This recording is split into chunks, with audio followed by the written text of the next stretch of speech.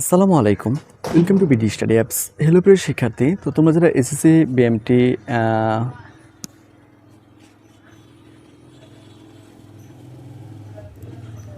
আসসালামু আলাইকুম, welcome to BD study apps. Hello প্রিয় শিক্ষার্থী, তো তোমরা যারা বিএমটি একাদশ শ্রেণীতে রয়েছো, আজকের টপিকটি তাদের জন্য।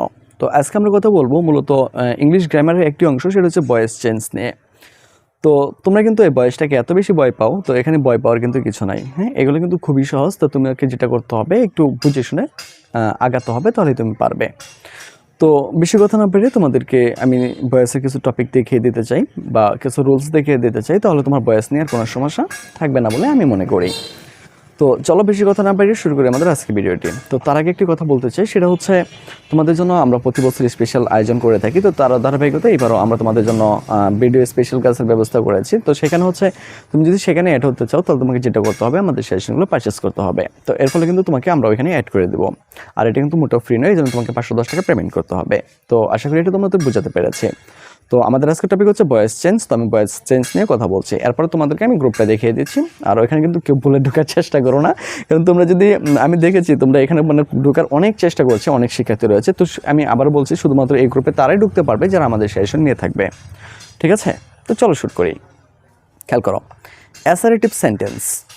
তো তোমাদেরকে মূলত কয়েকটা টপিকের উপর থেকে ভয়েস চেঞ্জ দেওয়া হয়। তো যেই টপিক থেকে ভয়েস চেঞ্জগুলো দেওয়া হয়, আমি সেখান থেকে কথা বলছি। Assertive sentence. তো রুলস 1, তো প্রেজেন্ট ইনডিফিনিট টেন্স যুক্ত অ্যাক্টিভ ভয়েসকে প্যাসিভ ভয়েসে রূপান্তর করতে হলে যেটা করতে হয়। তো তোমরা হয়তো বা অনেকে প্রেজেন্ট ইনডিফিনিট টেন্স সম্পর্কে জানো। তো যারা জানো না, আমি তাদের জন্য একটু দেখিয়ে দিচ্ছি নিয়মটা। হ্যাঁ, এই জন্য আমাকে যেটা করতে হবে, পেছনে যেতে হবে। তাই একটু তোমরা ধৈর্য ধরো, আমি দেখিয়ে দেবো। হ্যাঁ, তো দেখো, প্রেজেন্ট ইনডিফিনিট টেন্সের স্ট্রাকচারটা হচ্ছে সাবজেক্ট প্লাস ভার্বের প্রেজেন্ট ফর্ম প্লাস এক্সটেনশন। অর্থাৎ সাবজেক্ট থাকবে, ভার্বের প্রেজেন্ট ফর্ম থাকবে এবং বাকি অংশ থাকবে। তো এটা হইতেছে তোমার প্রেজেন্ট ইনডিফিনিট টেন্স। তো একটু খেয়াল করো, যেমন টেন্সটা যদি প্রেজেন্ট ইনডিফিনিট টেন্স হয়, তাহলে আমাকে যেটা করতে হবে, অবজেক্টের সাবজেক্ট নিতে হবে। তো স্যার অবজেক্ট কোনটা? তো বাক্যের যে বাকি অংশটা থাকে সেটাকে বলে অবজেক্ট, আর বাক্যের যারা নিয়ে কথা বলা হয় সে হচ্ছে সাবজেক্ট। ঠিক আছে, আর ভার্ব মানে কি? সে কাজ করে। ভার্ব মানে কি? সে কাজ করে। আমরা একটু দেখবো। হ্যাঁ, আমরা দেখে শিখে ফেলবো। তাহলে অবজেক্টিভ সাবজেক্ট হয়, এম ইজ আর বসে, ভার্বের পাস্ট পার্টিসিপল ফর্ম বসে, বাই বসে, সাবজেক্টিভ অবজেক্ট ফর্ম বসে। তো আমরা একটু দেখবো। তো স্ট্রাকচারটা আমরা মাথায় রাখবো যে অবজেক্টিভ সাবজেক্ট হয়, প্লাস এম ইজ আর বসে, প্লাস ভার্বের পাস্ট পার্টিসিপল ফর্ম বসে, প্লাস একটা বাই বসবে, সাবজেক্টের অবজেক্ট হবে। তো একটু খেয়াল করি আমরা, আই ইট রাইস, আমি ভাত খাই। এখানে আই হচ্ছে সাবজেক্ট, মনে রাখতে হবে। আই হচ্ছে সাবজেক্ট, ইট হচ্ছে ভার্ব, আর রাইস হইতেছে খাবার। তার মানে কি, আমি আই সাবজেক্ট, ইট ভার্ব, আর রাইট যেটা আছে সেটা হচ্ছে অবজেক্ট। তাহলে কি বলছিল, অবজেক্ট আর সাবজেক্ট আসবে। তো রাইসটা প্রথমে চলে আসবে, রাইসটা প্রথমে চলে আসলো। তারপর বলছি কি, একটা এম ইজ আর নিতে হবে। তো রাইসের সাথে তো আর এম যায় না, তাই না? যেহেতু রাইসটা হচ্ছে কি সিঙ্গুলার ফর্ম, তো রাইসের সাথে আমাকে ইজ নিতে হবে। আর ইটটা যেটা আছে এটা ছিল আমার ভার্ব, তো ইটটা হয়ে যাবে পাস্ট পার্টিসিপল ফর্ম, তাহলে ইটটা হয়ে যাবে অ্যাটেন। আর আইটা যেটা আছে, আয়ের জন্য হবে মি, কিন্তু আমাকে একটা বাই বসাতে হবে এর আগে। ঠিক আছে, আমি তো একটা এখানে বাই বসাই দিলাম, এই তো হয়ে গেল। তারপর দে প্লেস ফুটবল, এটা হবে দে প্লেস ফুটবল। যাই হোক, একটা মিস্টেক ছিল, দে প্লেস ফুটবল। তো এখানে মনে রাখবো, দে মানে তারা, মানে এটা হচ্ছে সাবজেক্ট, প্লে মানে হচ্ছে খেলা করা, এটা হচ্ছে ভার্ব, আর এখানে ফুটবল যেটা আছে সেটা হচ্ছে অবজেক্ট। তাহলে আমরা ফুটবলটা আগে নিয়ে আসবে। দেখো, ফুটবলটা আগে নিয়ে আসছে, যে ফুটবল। পরে আমাকে একটা এম ইজার নিতে হবে, যেহেতু ফুটবল হইতেছে তোমার এখানে কিন্তু কোনো পার্সন বুঝাই যাচ্ছে না ফুটবলটা, এই জন্য আমরা এখানে ইজ নিয়ে নিলাম। হ্যাঁ, এটা হচ্ছে সিঙ্গুলার নাম্বার, এই জন্য আমরা ইজ নিয়ে নিলাম। আর প্লেট হয়ে যাবে কি, প্লেট। এরপর আমাকে একটা বাই নিতে হবে, এই বাই নিয়ে নিলাম। পরে আমার এই দেখো, ডেটা যেটা আছে, ডেটা দ্যাম হয়ে যাবে, তাহলে কিন্তু হয়ে গেল। তো এরপর যেটা করবো, আমরা রুলস 2 চলে যাবো, সেটা হচ্ছে প্রেজেন্ট কন্টিনিউয়াস টেন্স। তো প্রেজেন্ট কন্টিনিউয়াস টেন্সের স্ট্রাকচারটা তোমরা সকলেই জানো, যে subject plus am is are plus ভার্বের present form plus ING plus extension বা বাকি অংশ। তো যারা বুঝে না তাদের জন্য আমি একটু দেখিয়ে দিচ্ছি। Present continuous tense, subject plus am is are plus ভার্বের present form plus ING plus extension. অর্থাৎ এখানে ভার্বের সাথে আইএনজি যোগ করতে হবে। তো খেয়াল করে এইটা আমরা। তো এটার জন্য আমাকে যেটা করবো, অবজেক্টের সাবজেক্ট হবে, এম ইজ আর বসবে, বা am being, is being, are being, এটা বসবে।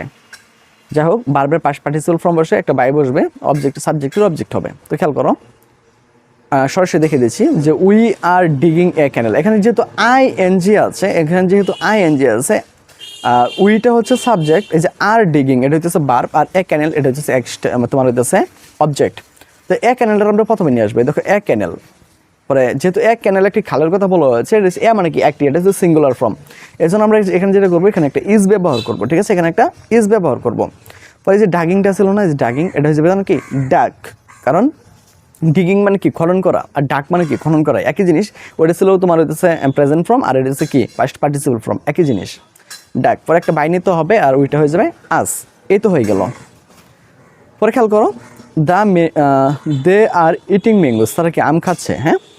আচ্ছা, এখন আমাকে যেটা করতে হবে, এটা আমাকে যেটা করতে হবে পেসিভ বানিয়ে নিতে হবে। তো পেসিভ যদি আমি নিতে চাই, তাহলে আমাকে যেটা করতে হবে, আমরা লিখবো ম্যাঙ্গোস। ম্যাঙ্গোসটা প্রথমে নিয়ে আসবো, যেখানে আর আছে আমি আরটাকে নিয়ে নেবো, তারপরে এখানে একটা বিং বসাবো। স্যার কেন বিং বসাবো? দেখো এখানে ইজের পরে কিন্তু বিং ছিল, এখানে ডিগিং ছিল, মানে প্রেজেন্ট কন্টিনিউয়াস ফর্মে ছিল, আইএনজি ছিল, যেহেতু শেষে বারবার শেষে কিন্তু আইএনজি ছিল, ডিগিং। তো ডিগিং এর পাস্ট পার্টিসিপল ফর্ম হচ্ছে কি ডাক।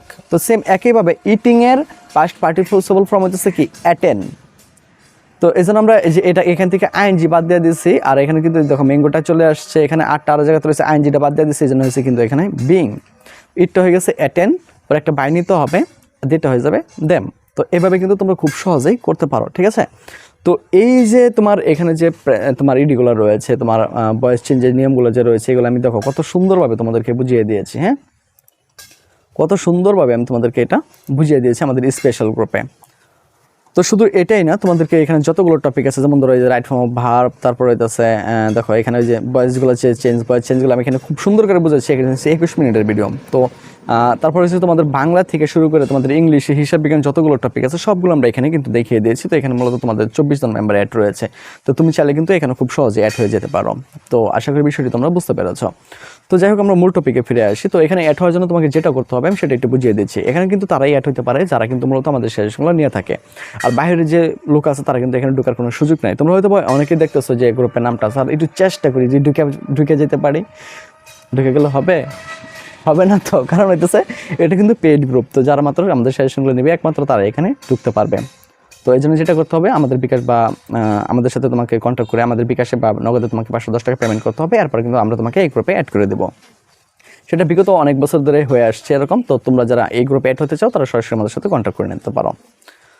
তো যাই হোক, মূল টপিকে ফিরে আসি। তো আমরা যেটা নিয়ে কথা বলছিলাম সেটা হইতেছে তোমার ভয়েস চেঞ্জ নিয়ে। 3 নম্বর রুলসটা দেখো, প্রেজেন্ট পারফেক্ট টেন্স। তো প্রেজেন্ট পারফেক্ট টেন্স স্ট্রাকচারটা কি সাবজেক্ট প্লাস হ্যাভ হ্যাজ, হ্যাঁ, ভার্বের বি3 প্লাস বাকি অংশ বা এক্সটেনশন। তো এটা যদি হয় অবজেক্টের সাবজেক্ট হয় হ্যাভ বিন, মানে রাখবা তুমি যদি অ্যাক্টিভ থেকে পেসিভ করতে যাও, সাবজেক্টটা সবসময় অবজেক্ট হবে, আর অবজেক্টটা হয়ে যাবে সাবজেক্ট, এটা সবসময়। তো অবজেক্টের সাবজেক্ট হয়, তারপর হইতেছে হ্যাভ বিন বা হ্যাজ বিন বসে, ভার্বের পাস্ট পার্টিসিপল ফর্ম বসে, বাই বসে, সাবজেক্টের অবজেক্ট ফর্ম বসে, শেষ। তো খেয়াল করি আমরা, he has done the work, সে কাজটি করে। তো এই জন্য পেসিভ করতে হলে নিতে হবে কি, তো এখানে দ্য ওয়ার্ক যেটা রয়েছে এটা হচ্ছে অবজেক্ট, আর হি যেটা রয়েছে হিটা হইতেছে সাবজেক্ট, আর এই মাঝখানে যেটা দেখতেছে হ্যাজ ডান, এটা হইতেছে ভার্ব। তো আমাকে অবজেক্টটা নিতে হবে, তার নিলাম কি দ্য ওয়ার্ক, যে এখানে হ্যাজ আছে একটা বিন লাগাই দেবো, হ্যাজ বিন, দুটা হয়ে যায় ডান, মানে ডানটাও পাস্ট পার্টিসিপল ফর্মও, আবার এটা হচ্ছে ডানটায় পাস্ট পার্টিসিপল ফর্ম। পরে একটা বাই নিয়ে নেবো, পরে হিম নিয়ে নেবো। পরে দেখো আই হ্যাভ ইটেন রাইস, পরে কি আমরা নেবো রাইস, হ্যাজটা হয়ে যাবে has been eaten by me. তো এইভাবে কিন্তু তোমরা এটা করতে পারো। তো এখানে কিন্তু মোটামুটি ভালো লম্বা একটা সিস্টেম রয়েছে। তো আমি এখানে সবটা তুলে ধরলাম না, তো বাকিটা তোমরা গ্রুপে কিন্তু দেখে নিতে পারো যারা আমাদের সেশনগুলো নিয়ে থাকবে। তো আজকে থেকে বিদায় নিচ্ছি, কথা হচ্ছে আবার একটা নতুন ভিডিওতে। সে বন্ধু সকলে ভালো থাকো, সুস্থ থাকো এবং সাথে থাকো ভিডিও এপিসোড।